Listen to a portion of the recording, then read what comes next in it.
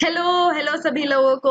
अब हम पढ़ने वाले हैं अम्ल और क्षार विलयनों की प्रबलता कि आखिर अम्ल कितना प्रबल है और क्षार कितना प्रबल है, ये कैसे हम पता लगाते हैं, इन सब के बारे में हम पढ़ने वाले हैं। तो अब इस समय का सदुपयोग करते हैं और फटाफट से आगे बढ़ते हैं। इसको हम इंग्लिश में strength of acid and base भी कहते हैं। अम्ल और क्षार विलयनों की प्रबलता। हम कैसे बता सकते हैं कि कोई विशेष विलयन प्रबल अम्ल है या प्रबल क्षार है? हाथ तो डाल नहीं सकते हो आप, पी के भी नहीं बता सकते हो आखिर कितना प्रबल अम्ल है और कितना प्रबल क्षार है। क्यों? क्योंकि ये सब कुछ हानिकारक है बहुत ज्यादा हमारे लिए। हम ये जरूर बता सकते हैं कि कौन सा अम्ल है और कौन सा क्षार है। कैसे बता सकते हैं? ये देखिए यहाँ पे लिटमस का जो परीक्षण हमने पढ़ा था, लिटमस पेपर वाला, उससे बता सकते हैं कि आखिर कौन सा अम्ल है और कौन सा क्षार है। लेकिन क्या ज्यादा प्रबल है, कितना प्रबल है, ये सब हम नहीं बता सकते। तो ये कैसे बताते हैं, हम देखते हैं। अम्ल या क्षार की प्रबलता विलयन में हाइड्रोजन आयन और हाइड्रोक्साइड आयनों की सांद्रता पर निर्भर करती है। मतलब अम्ल या क्षार की प्रबलता हम किस पैमाने से देखते हैं? क्या देखते हैं अम्ल और क्षार की प्रबलता के लिए? हम देखते हैं कि उसमें कितना हाइड्रोजन आयन है और कितना हाइड्रोक्साइड आयन है। ठीक है, हम उसकी सांद्रता देखते हैं। सांद्रता मतलब कॉन्सेंट्रेशन होता है, कॉन्सेंट्रेशन होता है इंग्लिश में। अम्ल जो विलयन के प्रति इकाई आयतन में अधिक H+ आयन उत्पन्न करे वह प्रबल अम्ल होता है। मतलब एक जो प्रति इकाई आयतन है, मतलब इतनी जगह में, इतने आयतन में जो ज्यादा हाइड्रोजन आयन का उत्पन्न करता है वो ज्यादा प्रबल होता है दूसरे अम्ल से जो उतने ही आयतन में कम हाइड्रोजन आयन का उत्पन्न करता है। मतलब ये ज्यादा प्रबल हुआ, है ना? समझ में आ रहा है ना क्या मतलब है प्रबल और निर्बल का? क्यों? क्योंकि जिसमें प्रति इकाई आयतन अधिक H+ आयन हो वो ज्यादा प्रबल होता है और जिसमें कम हो वो निर्बल या फिर कम प्रबल होता है। ठीक है, आगे बढ़ते। इतना समझ में आ गया तो किससे बताते हैं हम प्रबलता? हाइड्रोजन आयन और हाइड्रोक्साइड आयन की सांद्रता से बताते हैं। उसमें भी हम कैसे बताते हैं? जिसमें ज्यादा हाइड्रोजन आयन हो प्रति इकाई आयतन वो अम्लीय ज्यादा होता है, वो ज्यादा प्रबल अम्ल होता है। ठीक है, आगे बढ़ते हैं। PH scale. अभी पीएच स्केल क्या है? पीएच स्केल एक पैमाना है जिससे कि हम क्षार या फिर अम्ल की सांद्रता बता सकते हैं। क्षार या अम्ल के हाइड्रोजन और हाइड्रोक्साइड आयन की सांद्रता बता सकते हैं, या फिर पीएच एक पैमाना है जिससे कि हम उसके हाइड्रोजन या फिर हाइड्रोक्साइड आयन के सांद्रता को माप सकते हैं। ठीक है, इतना समझ में आया? देखते हैं अभी क्या लिखा हुआ है। पीएच पैमाने का उपयोग किसी घोल में अम्ल या क्षार की सांद्रता को मापने के लिए किया जाता है। पीएच को हम कैसे, किस तरह से कैलकुलेट करते हैं? पीएच का जो सूत्र होता है वो होता है पीएच माइनस लॉग H+। और ये जो H+ है वो है हाइड्रोजन की सांद्रता।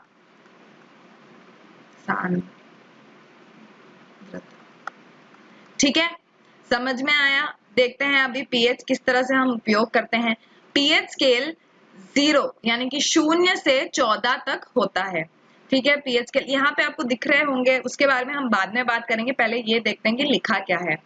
उदासीन विलयनों का पीएच 7 होता है, अम्लीय विलयनों का पीएच 7 से कम होता है और क्षारीय विलयनों का पीएच 7 से ज्यादा होता है।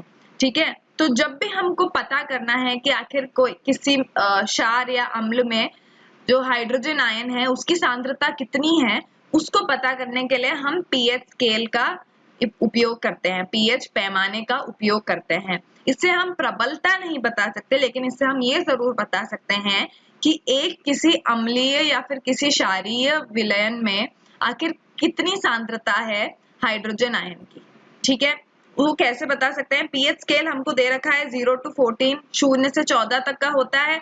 उदासीन विलयन जो कि न्यूट्रल होते हैं, न्यूट्रल विलयन जो है उनका पीएच होता है 7, और पीएच जिनका 7 से कम होता है वो होते हैं एसिडिक या फिर अम्लीय, और पीएच जिनका 7 से ज्यादा होता है वो होते हैं क्षारीय या फिर बेसिक।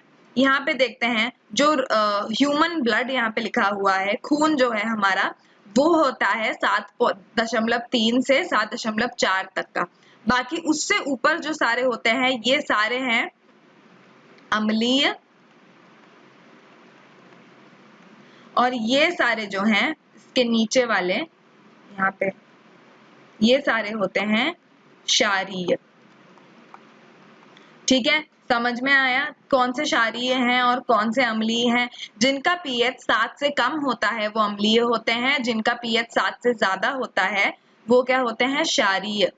ठीक है, और जिनका पीएच 7 से कम होता है उनकी H+ की सांद्रता जो है वो ज्यादा होती है, और जिनका पीएच 7 से कम होता है उनकी H+ की सांद्रता जो है वो ज्यादा कम होती है।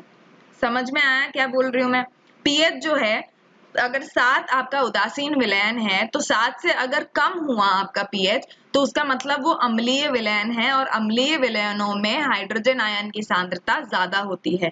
और अगर आपका पीएच 7 से ज्यादा हुआ उसका मतलब है कि आपका क्षारीय विलयन है और उसमें हाइड्रोजन आयन की जो सांद्रता है वो कम होती है। समझ में आया, आगे बढ़ते हैं अब। पौधों और जानवरों की पीएच संवेदनशीलता। हम ये देखेंगे कि आखिर पौधे और जानवर कितने पीएच तक संवेदनशील हैं। ठीक है, हमारे शरीर में एक निश्चित पीएच रेंज में काम करने के लिए डिजाइन किया गया है, और वो निश्चित पीएच रेंज क्या है, 7 से 7.8, जो कि होता है उदासीन विलयन का। उदासीन विलयन का होता है 7 से 7.8 या फिर 7 से 7.8, और जो हमारा शरीर है वो इसी पीएच रेंज में काम करने के लिए बनाया गया है, डिजाइन किया गया है। अगर इससे कम या ज्यादा पीएच हो हमारे शरीर में, हमारे खून में, तो हमारे वो शरीर के लिए बहुत ज्यादा घातक हो सकता है। जब वर्षा जल का पीएच मान 5.6 से कम हो जाता है तो उसे अम्लीय वर्षा कहते हैं। क्यों? क्योंकि पीएच जब 7 से कम हो तो ये होता है अम्लीय विलयन। ठीक है, ये अम्ल का होता है। तो जब वर्षा का जो जल है वो 5.6 या फिर 5.6 से कम होने लगता है तो वो अम्लीय वर्षा कहलाता है। एसिड रेन जिसको हम इंग्लिश में बोलते हैं, एसिड रेन जलीय जीवन के लिए खतरा है और पौधों और इमारतों पर को भी नुकसान पहुंचाता है ना। ऐसा तो होगा ही। अगर ऊपर से एसिड गिरने लगा तो बताइए आपकी कैसी हालत हो जाएगी। आपके त्वचा पे जब वो लगेगी, आपके पौधों पर जब वो लगेगी, वो तो जला देगी हर चीज को। क्यों? क्योंकि अम्ल उतना घातक होता है हमारे शरीर के लिए, हमारे पौधों के लिए, हमारे इमारतों के लिए। ठीक है, इसलिए जब भी पीएच हमारा पीएच 5.6 से कम हो जाता है वर्षा के जल का, तो उसको हम अम्लीय वर्षा कहते हैं और बहुत ही ज्यादा हानिकारक होता है। आप बता सकते हैं अम्लीय वर्षा किस वजह से होता है? अम्लीय वर्षा होता है प्रदूषण के वजह से। प्रदूषण बढ़ता है तो अम्लीय वर्षा होने लगती है, जिससे कि हमारे पौधे और हमारी इमारतें सब कुछ खराब हो जाती हैं, इन सबको खतरा होता है। और हमारे जो जलीय जीवन है, जो हमारी मछलियां हैं, ये सब भी खतरे में आ जाती हैं, क्योंकि जो समुद्र का पानी है उसकी भी अम्लता बढ़ जाती है। समझ आया? आगे बढ़ते हैं। अम्लीय वर्षा कारण और प्रभाव। सल्फर युक्त कोयला और तेल जलाने वाले उद्योग सल्फर ऑक्साइड को वायुमंडल में छोड़ते हैं, जिससे अम्ल वर्षा होती है। ये जो सल्फर युक्त कोयला और तेल हम जलाते हैं उससे क्या होता है? प्रदूषण। प्रदूषण का मतलब जो सल्फर ऑक्साइड है वो हमारे वायुमंडल में मंडराने लग जाता है। क्यों? क्योंकि वायुमंडल में छोड़ देती है ये चीजें जलने पर। सल्फर युक्त कोयला और तेल जब जलता है तो सल्फर ऑक्साइड वो वायुमंडल में छोड़ देती है, जो कि हमारे पानी के साथ में जुड़ जाता है, और पानी के साथ में जब वो जुड़ता है वर्षा के पानी के साथ में तो अम्ल वर्षा होती है।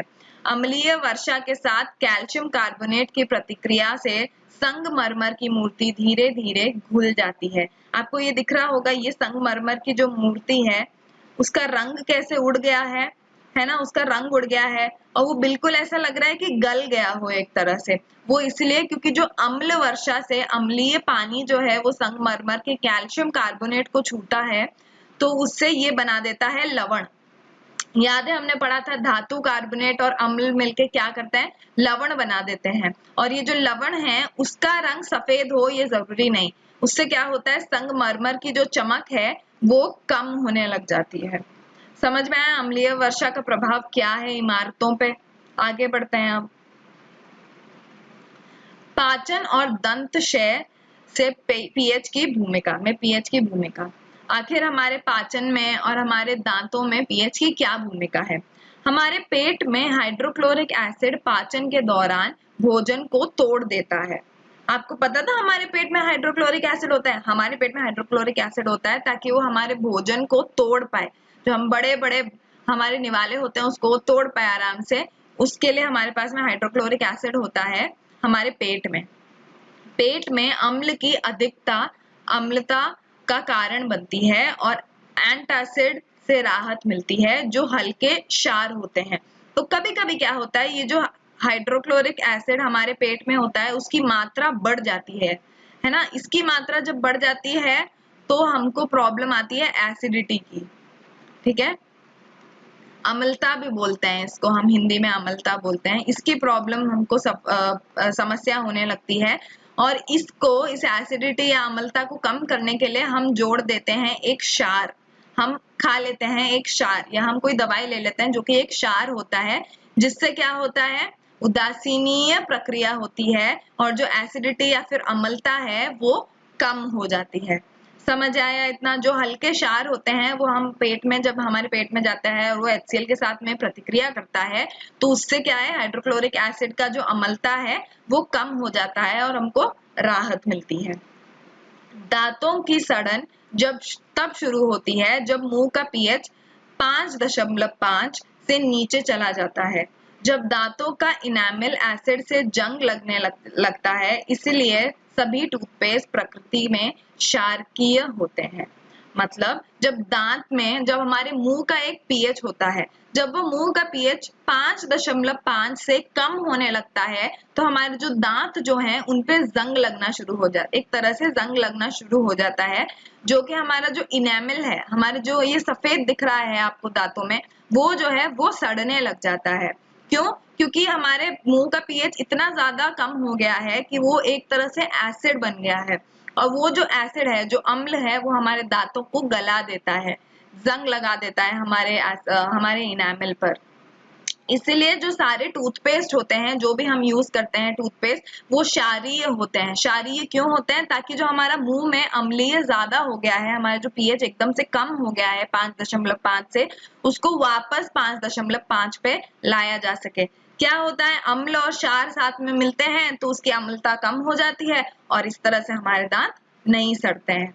समझ आया इतना? ये तो बहुत ही ज्यादा सरल चीज थी और आप ये रोजमर्रा की जिंदगी में देख भी सकते हैं। आगे बढ़ते हैं फिर। पौधों की वृद्धि और जानवरों द्वारा आत्मरक्षा में पीएच की भूमिका। स्वस्थ तरीके से बढ़ने के लिए पौधों को मिट्टी में एक निश्चित पीएच की आवश्यकता होती है। यदि पौधों की वृद्धि के लिए मिट्टी बहुत अम्लीय है तो हम मिट्टी में भुजाया हुआ चूना मिलाते हैं। मतलब जो पौधे हैं वो पौधों को भी एक निश्चित पीएच की मिट्टी चाहिए होती है। उस निश्चित पीएच की मिट्टी जब उनको नहीं मिलती, अगर ज्यादा अम्लीय मिट्टी होती है तो किसान क्या करते हैं, किसान उस मिट्टी में भुजाया हुआ चूना मिला देते हैं। क्यों? क्योंकि भुजाया हुआ चूना जो है वो एक क्षार होता है और क्षार अम्ल के साथ में प्रतिक्रिया करके क्या करता है, उसकी अम्लता कम कर देता है। इसलिए हमको दिक्कत नहीं होती फिर पौधों को उगाने में। ये समझ में आया कि आखिर मिट्टी की अम्लता कैसे कम कर सकते हैं, भुजाया हुआ चूना मिला के। मधुमक्खियां एसिड का इंजेक्शन लगाकर हमला करती हैं जिससे दर्द और जलन होती है। बेकिंग सोडा जो एक माइल्ड बेस है, दर्द से राहत दिलाता है। जब भी मधुमक्खी हमको लगती है, मधुमक्खियां हमको काटती हैं या डंक लगाती हैं, तो तब पता है वो क्या करती हैं, एक एसिड है उनके पास में, वो एसिड को हमारे शरीर में, हमारी त्वचा में इंजेक्ट कर देती हैं, जिससे कि हमको दर्द और जलन वगैरह होने लगता है। तो उस एसिड की अम्लता को कम करने के लिए हमको क्या करना चाहिए, हमको एक क्षार उसके ऊपर लगा देना चाहिए। और कौन सा है एक माइल्ड क्षार, एक माइल्ड निर्बल क्षार कौन सा है, वो है बेकिंग सोडा, जो हमेशा हमको घर पे मिलता है। तो अगर कभी भी आपको मधुमक्खी का डंग लगे तो आपकी मम्मी क्या करेगी, आपको फटाफट से बेकिंग सोडा लगा देंगी आपके हाथ पे, ताकि जो मधुमक्खी का अम्ल उसने इंजेक्ट करा है, मधुमक्खी का एसिड जो उसने आपकी त्वचा में इंजेक्ट करा है, उसका प्रभाव कम हो पाए और आपको दर्द से राहत मिल पाए। क्यों? क्योंकि क्षार और अम्ल फिर से अम्लता को कम कर देता है। आगे देखते हैं, बिछुआ बाल भी एक एसिड मिथेनोइक एसिड के कारण डंक मारता है। जो बिछुआ होता है, बिछुआ भी हमारे बिल्कुल मधुमक्खी की तरह ही हमारे शरीर में एक एसिड को इंजेक्ट कर देता है, एक अम्ल को इंजेक्ट कर देता है। तो उस वक्त भी हमको क्या करना होता है, कोई क्षार उसके ऊपर फटाफट से लगा लेना होता है, क्योंकि क्षार और अम्ल मिलके जो प्रतिक्रिया करते हैं, अभिक्रिया करते हैं, उससे जो है अम्ल की अम्लता कम हो जाती है। समझ आया? आगे बढ़ते हैं फिर। प्रकृति तटस्थता विकल्प प्रदान करती है। मतलब प्रकृति जो है वो न्यूट्रलिटी, तटस्थता का एक विकल्प प्रदान हमेशा करती है। कैसे? देखते हैं। बिछुआ एक शाकाहारी पौधा है जो जंगल में उगता है। जंगल लिख दीजिए यहाँ पे, जंगल में उगता है। उसकी पत्तियों में चुभने वाले बाल होते हैं। हमने अभी पढ़ा था, चुभने वाले बाल होते हैं जिन्हें गलती से छूने पर दर्द होता है। क्यों दर्द होता है? क्योंकि एसिड, मिथेनोइक एसिड होता है, उसमें मिथेनोइक अम्ल होता है जो कि हमारी त्वचा पे लग जाता है और हमको दर्द और जलन होने लगता है। देखते हैं आगे क्या है। यह उनके द्वारा स्रावित मिथेनोइक अम्ल के कारण होता है। स्रावित मतलब उनके द्वारा प्रोड्यूस, वो बनाते हैं अपना मिथेनोइक अम्ल, ठीक है। उनके द्वारा स्रावित मिथेनोइक अम्ल जो होता है वो हमारे शरीर पर लगता है तो हमको जलन और दर्द होने लगता है। उसका क्या उपाय है? एक पारंपरिक उपाय क्षेत्र को गोदी के पौधे की पत्ती से रगड़ना है, जो अक्सर जंगल में बिछुआ के पास ही उगता है। अगर यहाँ पे बिछुआ उग रहा है तो यहीं पे गोदी का भी पौधा होगा। और पारंपरिक उपाय क्या है? जो क्षेत्र है जहाँ पे आपको मिथेनोइक अम्ल लगा है, जहाँ पे बिछुआ का बाल लगा है, वहां पे फटाफट से गोदी के जो पौधे हैं उसके पत्ते को रगड़ना होगा। गोदी के पौधे कहाँ मिलते हैं? बिछुआ के बिल्कुल पास में। तो इसीलिए हमने लिखा है कि जो प्रकृति है वो तटस्थता का एक विकल्प हमेशा देती है। समझ आया? जो हमको अम्लता प्रदान करता है उसी के जस्ट पास में, उसी के बिल्कुल पास में गोदी का भी पौधा है जो हमको क्षार प्रदान करता है, जिससे कि हमको राहत मिल पाए। समझ में आया? आगे बढ़ते हैं फिर। प्रश्न 1, आपके पास दो विलयन है ए और बी। लिख लेते हैं हमारे पास में जो विलयन है ए और बी। विलयन ए का पीएच है 6, इसका पीएच है 6 एंड विलयन बी का पीएच है 8, इसका पीएच है 8। किस विलयन में हाइड्रोजन आयन एकाग्रता अधिक है? हाइड्रोजन आयन की एकाग्रता या फिर सांद्रता अधिक है। इनमें से कौन सा अम्लीय है और कौन सा क्षारीय है? हमने पढ़ा था जब भी पीएच 7 से कम हो तो वो अम्लीय होता है, ठीक है, और जब भी पीएच 7 से ज्यादा हो तो वो क्षारीय होता है। ठीक है, समझ में आया? अम्लीय कौन सा होता है, क्षारीय कौन सा होता है? यहाँ पे तो फिर दिख रहा है, जिसका पीएच 6 से कम है ये है अम्लीय, और जिसका पीएच 6 से ज्यादा है वो है क्षारीय। अभी H+ हाइड्रोजन आयन की सांद्रता किसमें ज्यादा होगी? बिल्कुल अम्लीय में ज्यादा होगी। क्यों? क्योंकि अम्लीय ही तो है जो हाइड्रोजन आयन का उत्पन्न करती है, क्षारीय तो OH- हाइड्रोक्साइड आयन का उत्पन्न करती है ना। तो हमको पता पड़ गया कि आखिर कौन सा अम्लीय है और कौन सा क्षारीय है। ए अम्लीय है और बी क्षारीय है। और किसमें हाइड्रोजन आयन की एकाग्रता या फिर सांद्रता ज्यादा है? ए में है। क्यों? क्योंकि ए अम्लीय है और अम्लीय में हमेशा सांद्रता जो है वो ज्यादा होती है क्षारीय के मुकाबले, ठीक है। और जिसका भी पीएच कम होता है, पीएच के कम, ये भी समझ लीजिए, पीएच के कम होने का मतलब है कि जो हाइड्रोजन आयन का सांद्रता है या कॉन्सेंट्रेशन है वो ज्यादा है, ठीक है, समझ में आया? तो इसका पीएच, जिसका पीएच कम होगा उसकी सांद्रता ज्यादा होगी। तो इसमें भी पीएच ए का ही कम है तो ए का पीएच कम है तो इसकी सांद्रता क्या होगी? हाइड्रोजन की अधिक होगी। तो आंसर, उत्तर क्या है? किस विलयन में हाइड्रोजन आयन की एकाग्रता ज्यादा है? ए वाले विलयन में। इनमें से कौन सा अम्लीय है और कौन सा क्षारीय है? ए अम्लीय है और बी क्षारीय है। समझ आया? बहुत ही सरल था। आगे बढ़ते हैं अब। H+ आयनों की सांद्रता का विलयन की प्रकृति पर क्या प्रभाव पड़ता है? इसमें पूछा गया है कि जब हाइड्रोजन आयन है उसका जो सांद्रता, उसकी जो सांद्रता है, उसकी जो कॉन्सेंट्रेशन है, उससे विलयन की प्रकृति पर क्या प्रभाव पड़ता है। जब H+ की सांद्रता ज्यादा होती है तो विलयन हो जाता है अम्लीय, और जितनी ज्यादा सांद्रता होगी H+ की उतना ज्यादा अम्लीय होता जाएगा वो विलयन। और जब H+ की सांद्रता कम होती है तो वो हो जाता है या तो निर्बल अम्लीय या फिर क्षारीय।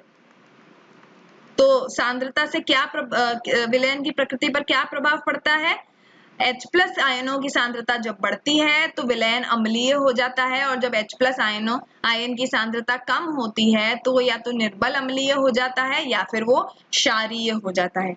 समझ में आया? बहुत सरल था। आगे बढ़ते हैं फिर अब। क्या क्षारीय विलयनों में भी H+ आयन होता है? यदि हाँ तो ये क्षारीय क्यों है? जी, क्षारीय विलयनों में भी H+ आयन होता है, लेकिन जो H+ आयन की सांद्रता है, देखिए क्षारीय में H+ आयन होता है, लेकिन जो H+ की सांद्रता है वो बहुत कम होती है। किसके मुकाबले? हाइड्रोक्साइड आयन के सांद्रता के मुकाबले। तो इसीलिए हम उसको क्षारीय कहते हैं। क्यों? क्योंकि जो हाइड्रोजन आयन का सांद्रता है, इसकी सांद्रता, हाइड्रोजन आयन की सांद्रता हाइड्रोक्साइड आयन की सांद्रता से बहुत कम होता है, इसीलिए उसको हम क्षारीय कहते हैं। समझ में आया? आगे बढ़ते हैं। आपको क्या लगता है कि किस मिट्टी की स्थिति या स्थितियों के तहत एक किसान अपने खेतों की मिट्टी में क्विक लाइम या स्लेग लाइम या चौक से उपचारित करती है? क्विक लाइम क्या है? Calcium oxide. स्लेग लाइम क्या है? Calcium hydroxide. और चौक क्या है? Calcium carbonate. मैं बताती हूँ। जब मिट्टी की अम्लता ज्यादा होती है, जब मिट्टी की अम्लता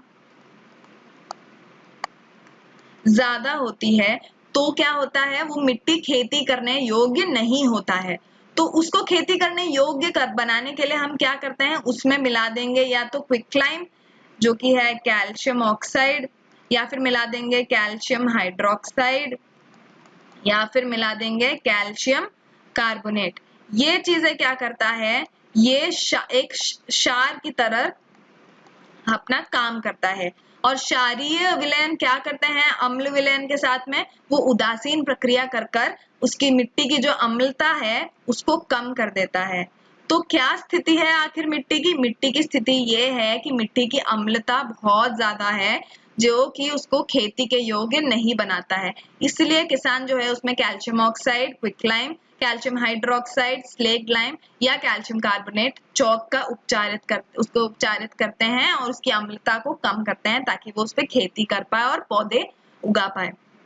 मैं उम्मीद करती हूँ आपको ये सब कुछ समझ में आ गया होगा। हम आगे और पढ़ेंगे, इस पार्ट को खत्म करेंगे और आराम से, बहुत ही ज्यादा आराम से। आप तब तक पढ़ते रहिए और स्टडी रूम के साथ में जुड़े रहिए। धन्यवाद।